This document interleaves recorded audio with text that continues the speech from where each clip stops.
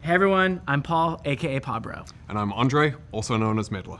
Today is October 30th, which is a bit earlier than usual, because we're flying to Worlds soon, and we wanted to film this before we left. This is our last dev update of the year, and before we get into some of the things you'll see in Season 1 2026, we wanted to thank you all for being on the journey with us this year.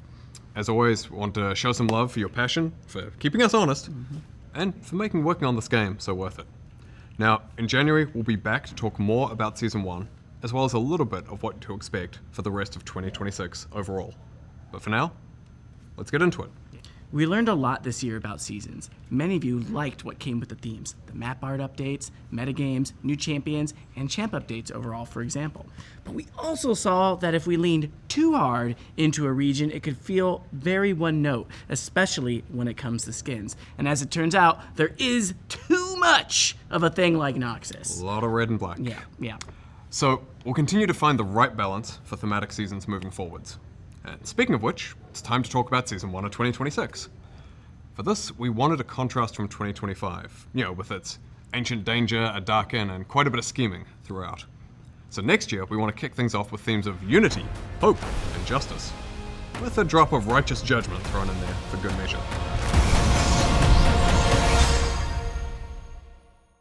So that means Petricite, gold, and blue accents on the map, as well as some Demacia-themed skins, including some champions reimagined as Demacians, with plenty of non-Demacia skins for some variety. That also means that the yearly cinematic in January will feature Demacian champions. We're going back to old-school Demacia this time, back in time to what some might consider the golden age of Demacia, when it was a beacon of hope and a bastion of justice. Hey, Andre, are we forgetting something? I don't think so. You sure? Yeah, let's keep going. I don't want this to drag on. Anyway, we have a range of Summoner's Rift changes that the team will talk about in a moment. And this year, we'll also talk about some updates to Swiftplay. With that, we're going to hand it over to Riot Endstep and Phreak, who will walk you through some of the Summoner's Rift changes coming in January. Hey everyone, I'm Riot Endstep. And I'm Phreak. And we're here to talk to you about the Summoner's Rift gameplay changes coming in January. Over the last few years, League has been largely about team fighting over neutral objectives, fighting around grubs, dragons, or that vision ward you just placed around grubs or dragons. And while we know 5v5s make for some of the highest highs, we want to swing back towards a state where more strategies like splitting or sieging are more viable. So we're making some changes to major neutral objectives, towers, and minions in order to do just that. Additionally, we're making adjustments to roles so everyone has an appropriate impact on the outcome of each game, because right now, some lanes are much better at turning a winning lane into a winning game. We also have some delightful improvements, so let's get started. The first thing you'll notice in January is that the game starts faster. We want to reduce downtime after you load in, so minions and basic jungle camps first spawn 35 seconds earlier than they do today. You'll still be able to pull off early invades, but you'll have to be much more decisive when you load in. We're also making some changes to vision. It's an incredibly powerful tool in League, but right now it feels monopolized by supports and sometimes by junglers. We want to make effectively warding the map easier to learn for everyone, and give more opportunities and power towards drops by pushing champions, especially mid and top laners who are side laning later in the game.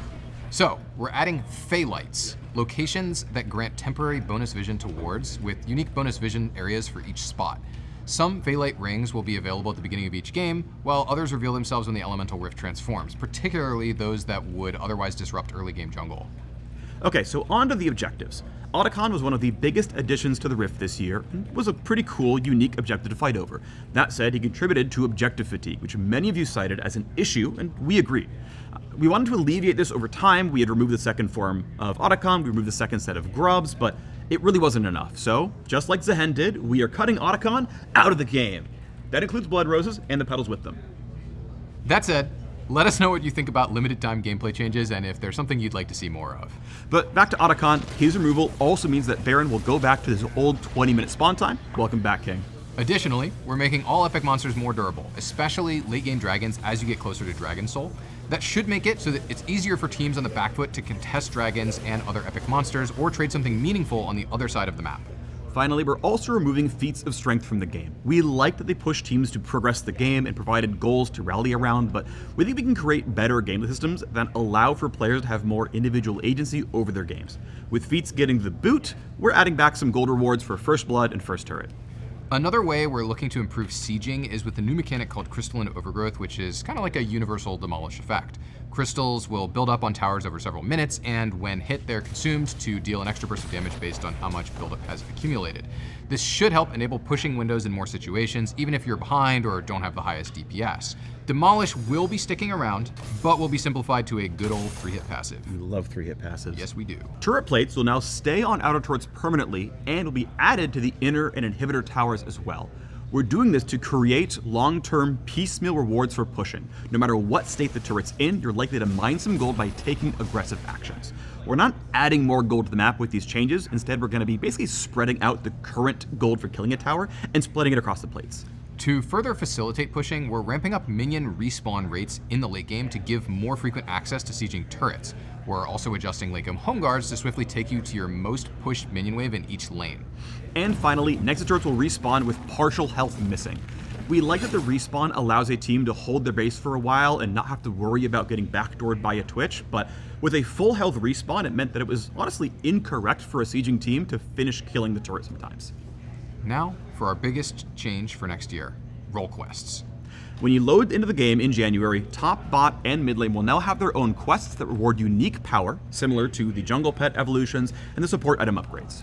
You'll progress these new quests by killing minions, champions, plates, towers, or epic objectives, all the things you'd normally be doing in a game. You'll progress even faster by doing those in your assigned lane. Your quest is decided by which role you've been assigned in the lobby, so if you and a friend or a stranger want to change roles, make sure you do an official trade in Champ Select. One of our goals with these role quests is to buff top and bot carry relative to the other roles, as they're currently the two weakest, and as a result, the quest rewards are going to be comparatively stronger for them. Now, let's get into the rewards which will be granted in a new role quest slot. Historically, top laners haven't always felt like they have the agency over the games that they deserved, even if they won their lane, and that's something we would like to change this season. Upon quest completion, top laners will receive pretty much Summoner Teleport for free on top of the 2 summoners they already chose. Now, if you had taken Teleport in pregame, instead that spell gets a lot stronger, giving a very, very large shield when you use it. In addition to getting a functionally free summoner spell, top laners will also get a bunch of bonus XP up front, more XP from future sources, and an increased level cap. Now, to mid lane. A huge variety of champions can be played there, so we wanted this reward to be good whether you're mage, assassin, or both like Malphite mid. And upon completing the quest, mid laners will receive a free tier 3 boot upgrade like the ones you could buy with feats, as well as a faster recall. Rounding it out for new quests, in bot lane, we're going to lean even harder into the carry part of the role. So while top laners are getting bonus XP, bot laners are getting a whole bunch of extra gold. When completing their quest, they get a lump sum of gold, increased gold from minion kills, champ kills, and champion assists for the rest of the game. And you might be asking, well then what do I do with all this gold if I hit item cap? Don't worry, the item cap is going up. Your 7th item slot will hold your boots permanently, allowing you to get 6 full legendary items for extra hard late game scaling. Jungle and support already have quests and rewards, but we still wanted to take this opportunity to make some changes to them. Jungle is by far the strongest role in the game right now, especially when it comes to early map influence, so we're slightly lowering the speed of early game clears to give lane matchups a little bit more time to play out uninterrupted. We're also making it harder for non-junglers to steal objectives by increasing their resists and making Smite deal more damage. Their role quest is still getting pet upgrades and PvP Smite like before, and they're now getting increased golden XP from large monsters when the quest is done, as well as bonus movement speed in the jungle. Similar to jungle, we think support is already plenty powerful and has a very functional role quest, so we didn't want to directly increase their power. With that in mind, we wanted to give them quality of life oriented upgrades, so we're giving them a new slot exclusively for control wards, discounts on control wards, and a little bit more gold over time so they can keep pace a little better with the other roles. Overall, we want these quests to represent meaningful power spikes in a way that leans into the unique strengths of each role. This also allows us to delete the lane swap detective mechanic that we added last year to combat pro lane swapping. We'll be keeping a close eye on how quests land, so please let us know your thoughts next year. But role quests aren't all we have planned to make your champions feel more satisfying. We're going to bring back a few items to the Rift for each class, so give them some shiny new toys, including bringing back a few familiar favorites like Hextech Gunblade. For example, we're adding the new Scepter of Bonking for AP fighters, which will empower your Spellblade Bonk to double your on-hit effects. That's not the final name, is it? I would like it, but no, we're probably going to give it something in canon. I do love bonking. Well, anyway, given none of these names are final, if you're an AD fighter without a good way to get Omnivamp, you can grab Blood Sphere, which will give you some Omnivamp and also ability haste scaling with your AD. Or if you play an AD carry who's really good at auto spacing, you can pick up Snowbow for extra range on takedown, plus damage amp based on how far away you are from your opponents. We took a hard look at which subclasses didn't feel like they were getting enough support from the current item system and worked to fill those spaces. So we're hoping many champions have at least one of the 9 new items that they can get excited about.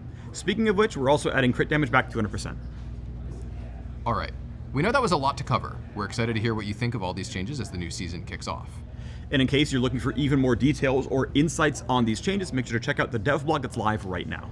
That's it from us on the Summoner's Rift team, and so we'll throw it back to Pabro and Meddler, and we'll see you on the Rift. Okay, let's talk about ranked. This year we've been making improvements to shorten queue times and make your matches more fair through improvements to inting and griefing detection. And, more recently, we ran a test in late September that reduced queue times by 40% at all ranks in ranked in EU West and Oceania. We want to double down on that work and make 2026 the best time yet to climb. So next year, we'll be also tackling 2 common frustrations, mismatched teams and long queues. Something we want to address is visual rank disparity in lobbies as well. When players start their climbs late after a reset, you may see a bronze player in an otherwise gold game, which can feel particularly unfair. When in reality, that player was gold last season, but they haven't gotten back to that rank yet because they've had less time to play. So we're adding a climb indicator to loading screens when a player's MMR is higher than their visible rank. This will let other players know that you're climbing quickly and your displayed rank hasn't caught up yet. We're also making changes to how flex and solo duo MMR are calculated. A common pain point is someone who is silver in flex and, say, diamond in solo duo just stomping a bunch of games, when in reality they're truly diamond in both ladders. So this season, if your solo duo MMR is much higher than your flex MMR, the system should bring your flex rank a lot closer to your solo duo one. And that should mean flex matchups will feel a fair bit more balanced moving forwards. Next, we're making changes to autofill. The reality of League is that certain roles are substantially more popular than others, and having an autofill jungler versus a jungle main can feel like an auto loss. This means that quite often people either dodge to avoid it or hold your lobby hostage in order to get you to dodge. When nobody likes queue times, this is an awful experience. So we have a number of changes to make autofill fairer, and to reward you for sticking with the role you're assigned when you do get autofilled. First, if someone on your team is autofilled, the system will try to match autofilled players by role. So an autofilled jungler versus another autofilled jungler, for example. If it can't match by roles, it will then of course fall back and try to ensure the same number of autofilled players on each team. We do know though that even with that balance, autofill games can still feel discouraging when you play your best in a role that you didn't choose. That's why we're adding a new system called Aegis of Valor. If you're autofilled and earn a mastery score of C or greater, the Aegis will trigger. You won't lose any LP on a loss, or you'll earn double LP for a win. So for those of you who main less popular roles and therefore seldom get autofilled, first of all, thanks. We haven't forgotten about you. You'll still occasionally receive the Aegis benefit at about the same rate as other players because we want to reward the role heroes who keep the queue healthy and moving. Finally, we know how frustrating it is to be constantly returned to the queue because you get enchained dodges lobby after lobby. So we've made a few updates. First, after a positive response to our pilot test, we're removing the ability to ban a hovered allied champion, taking away an opportunity for a teammate to tilt off the planet before the match even starts. And then second, dodging a lobby will no longer allow players to escape autofill. It'll just get carried over to the next lobby. We think that the Aegis of Valor should provide a solid reward for sticking around and trying. So, I mean, come on, it's double LP for a win, after all. And at Master and above, dodging an autofill will count as a full loss. We know that this is a pretty big change from how we've dealt with dodging in the past, and we believe that this will lead to higher quality and faster games. Speaking of speeding things up, we're also speeding up Champ Select by cutting down on timers and animations, which should save about half a minute. I see what you did there. Yeah, I did it. And if that wasn't enough, we've got one last ranked change. We're adding back duo queue to higher ranks, including Challenger, in most regions. For so many people, League is better with friends. And in the past we disabled duoing at Apex tier ranks because it so often led to rank manipulation. But, because of the improvements we mentioned earlier, as well as the ongoing work on boosting and ranked manipulation detection, we're confident that we can bring back high MMR duoing without it being so abused. So, call up your friends. It's duo time! Switching gears, let's talk about Swiftplay. Swiftplay is pretty popular, and we think there's a lot of room for further improvement. And we want Swiftplay to be that place where you can get in a quick game, where you and or some friends can practice new champions, or where new players can come and learn and get their footing on the Rift.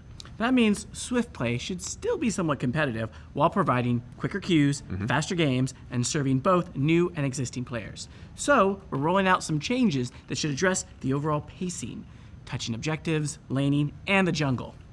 To start with, we're bringing over a lot of the changes to Summoner's Rift generally that were talked about earlier in this video, except for role quests.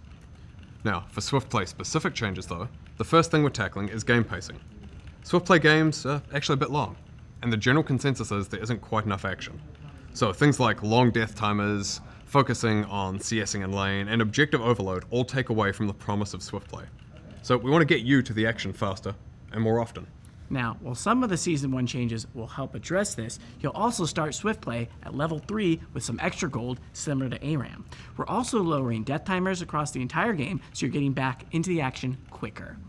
And in order to keep the game from stalling out, we look for ways for you to capitalize on the shorter death windows. So we're increasing the minion spawn frequency, putting cannon minions in every wave after the third, and introducing a new mechanic that we're calling Minion Frenzy. If you kill an enemy champion near your minions, they'll be inspired by your actions. They'll get enraged and attack faster and deal more damage. We're also going to be making some adjustments to tower durability and making sudden death start a little bit earlier. And thus, Swift. Outside of pacing, we also want to decrease objective overload. While the removal of Artican helps, we're also going to be removing the Grubs and Rift Herald. Baron and Elder Dragon will also be spawning earlier, with Elder spawning at 15 minutes regardless of whether the Dragon Soul has been claimed. The game-ending power of these buffs being accessible much sooner should help in closing games a bit faster than what we're currently seeing. And with Elder Dragon moving up, the Elemental Rift will transform after 1 dragon, and you'll get the Soul after 2. Finally, rounding out these changes for Swiftplay, Jungle. Now currently, if you're not a seasoned jungle main, it can actually be pretty overwhelming in Swiftplay. These broader pacing changes around neutral objectives should make it feel much more comfortable, and like you're not being swarmed with objectives all the time. Now we know this is a ton of information and changes, but the goal here is for Swiftplay to feel swifter without it being so dense that it's overwhelming. We have a dev blog coming out today that will cover all of these changes, plus a lot more detail behind the specifics, so if you want to learn more, go for it. Hi everyone, I'm Dashijador, product lead, back again to chat about WASD, this time with the tech lead for WASD. I'm Riot CallMeKT. Now that Worlds is over and we're getting closer to the end of the year, we want to check back in on the wild world of WASD. We've been on the PBE for a few months now, and in that time we've caught and squashed over 100 bugs. All thanks to the feedback we received from all of you creative, maybe a little unhinged PBE players who've been helping us find, identify, and crush all of these pesky bugs. An extra special thanks to the players who are able to re-trigger the notorious new bug. Even beyond bugs, PBE players have been giving us great recommendations and requests. One Redditor recommended that we add an option to do a single button input to move at a 45-degree angle up and down the lane. It sounded pretty wild at first, but we found through our internal testing that it actually saved a lot of finger pain. So it will be available as an accessibility option for WASD players going forward.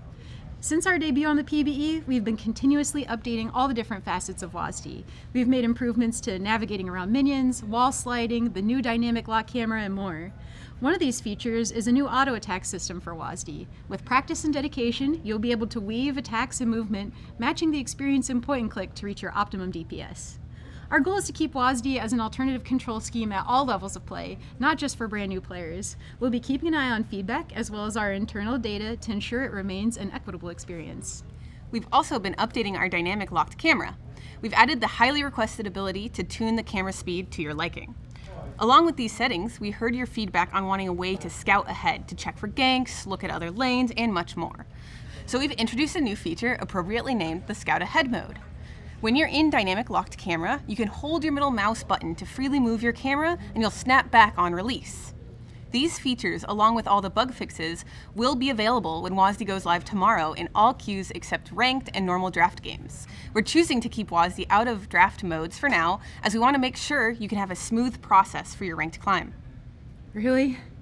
Tomorrow? Well, WASD will be live in all unranked queues except normal draft in patch 25.24, which for many of you should be tomorrow. We saw your requests and questions about other features we've promised, like champion-specific keybinds and enabling many of these new features for point-and-click players. We're still working on them, and much more to come. We're at the point where we want to focus on getting large amounts of player data in order to drive our development further. So we're opening up the feedback channels to our much more global audience. Now, we still don't have the exact timeline on when WASD will come to Ranked. We want to ship it when it's ready, which means fair, balanced, bug-free, and smooth to play. Please keep up the feedback and bug reports. There may still be a few stragglers out there. Only through our powers combined can we find all of them. That's it for us. Be sure to check back out on WASD when it's live and send your bugs, feedback, and best misplays. Thanks so much for listening, and we'll see you WASDing on the Rift. So how are your pickums? Not great. Bit too much hopium when I filled them out. I know how it feels, but the hopium's feeling good for me. I think I'm actually feeling great. Really? Totally. Uh-huh. Who's wearing the suit then? We don't know. Not gonna be me. I mean, we'll see. Good luck. Okay. Okay, we know that this was a long one with a lot of info in it. And we'll see you again in January as mentioned to talk a bit more about Season 1 and a little bit about the rest of 2026. Don't forget that Ranked will stay open until the new season, so go finish your climbs, have a happy and safe holiday season, and we'll see you on the Winter Rift. Thank you so much. Bye.